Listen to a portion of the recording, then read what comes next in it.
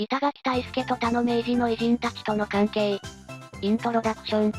板垣退助は明治時代の政治家として知られていますが、他の明治の偉人たちとどのような関係を持っていたのでしょうか。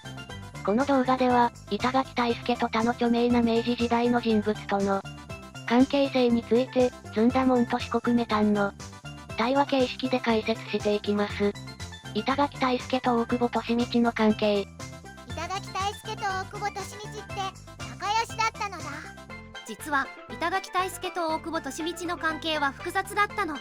最初は同じ明治政府の一員として協力関係にあったんだけど、政官論をめぐる対立から板垣は下野して民権運動を始めることになったのよ。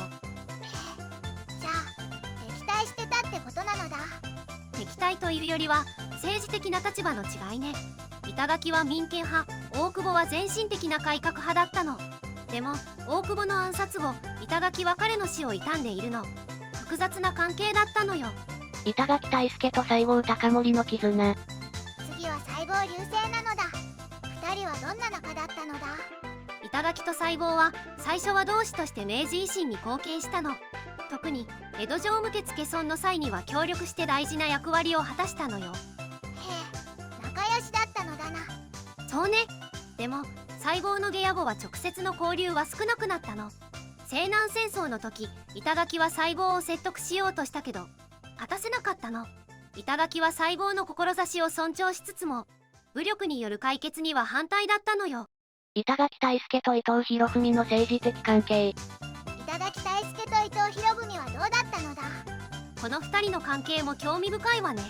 最初は同じ明治政府の一員だったけど、板垣が民権運動を始めてからは対立する立場になったのよ。じゃあずっと対立してたのだ。そうでもないのよ。1898年には板垣が伊藤内閣の内務大臣として入閣しているの。政治的な立場は違っても国のためには共に働くこともあったのよ。板垣退助と福沢諭吉の思想的交流。板垣退助と福沢諭吉はどんな関係だったのだ。この2人は直接的な政治的関係はあまりなかったけど、思想的な影響は大きかったわ。福沢の民主主義や個人の権利に関する考えは板垣の自由民権運動にも影響を与えたと言われているのよ。へえ、直接会ってなくても影響し合えるのだな。そうよ。2人とも明治日本の近代化と民主化に大きく貢献したの。板垣の政治活動と福沢の啓蒙活動は違う方法で同じ目標を目指していたと言えるわね。まとめ。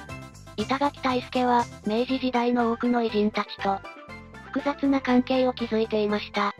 時に協力し、時に対立しながらも、彼らはそれぞれの方法で日本の近代化に貢献しました。彼らの相互作用は、現代の日本の民主主義の基礎を築く上で、重要な役割を果たしたのです。